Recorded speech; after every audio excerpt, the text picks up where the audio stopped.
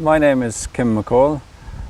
It's quite a big farm. It's 214 acres and it's a mixed stock farm. It's suckler cows and sheep, and we raise a few pigs in the summertime. There's many habitats on the farm. There's water, there's old woodland, there's new woodland, there's cutaway woodland, there's wet grassland, there's very dry areas, there's old buildings, old walls. And it's nice to have it because it means that every time you go for a walk you can see different animals, different birds, different insects, and it just makes farming, even when things maybe are not going too well farming, it makes a walk around the farm still a very pleasurable experience. Farming in a sustainable manner is not easy because obviously profit has to come first, in that every farm has to make money, otherwise sooner or later they'll fold unless there's a lot of money behind them. Passion for farming in this way has probably come through my parents. They were interested in farming with nature rather than against it, and it makes a lot of sense. I think if you farm within your means and within the farm's means, I think it's very, very doable. This is some of the wet grassland, and it just was humming with insects this year, whereas the rest of the farm had actually burnt up. The wet ground sustained a lot of the cows all summer long, and I still had the insects, I still had the flowers. I think wet grassland is very important because it's now endangered. It's going to be put under pressure to be afforested to make Ireland more carbon efficient. I think there's probably better ways of doing it than foresting wet grassland.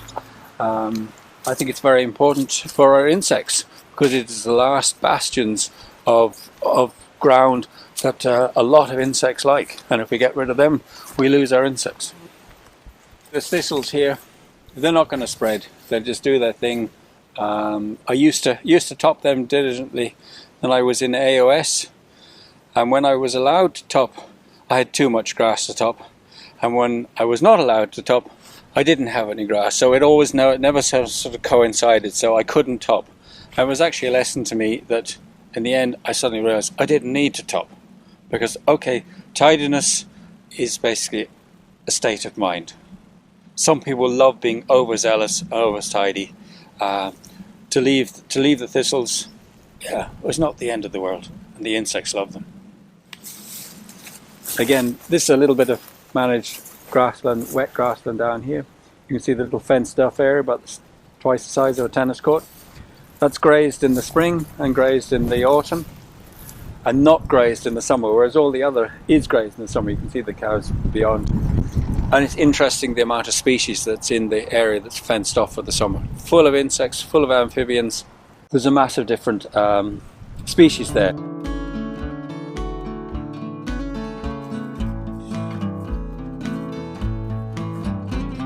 So this tree is 26 years planted. Some growth.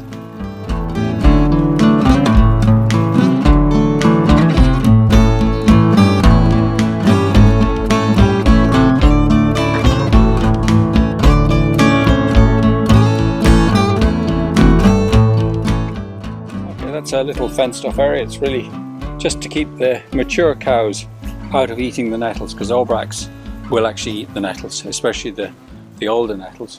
And that nettle patch is really good for butterflies. People say, well, maybe you could top it or fill it in and get rid of it, but I prefer to have my butterflies. I'm losing no production. There's plenty of production in the field, and we fenced it off to stop it being cut for hay. We've had at least 2 different broods of different types of butterflies, red admirals, peacocks and tortoiseshells on that. This is a case in point of managing a hedge. We don't cut this at all. It's been cut once in 20 years, I think. We don't trim it.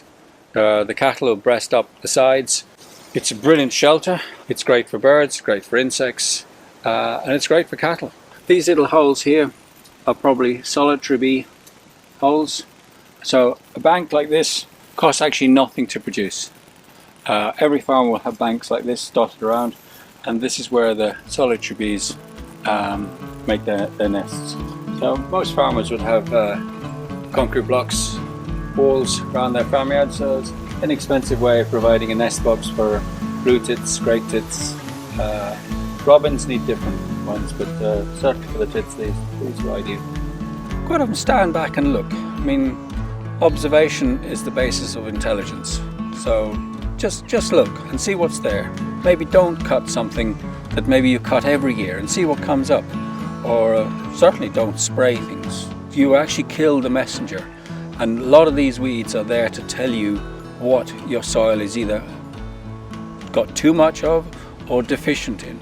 So all these things are messengers, and if you kill them, you'll never get the message.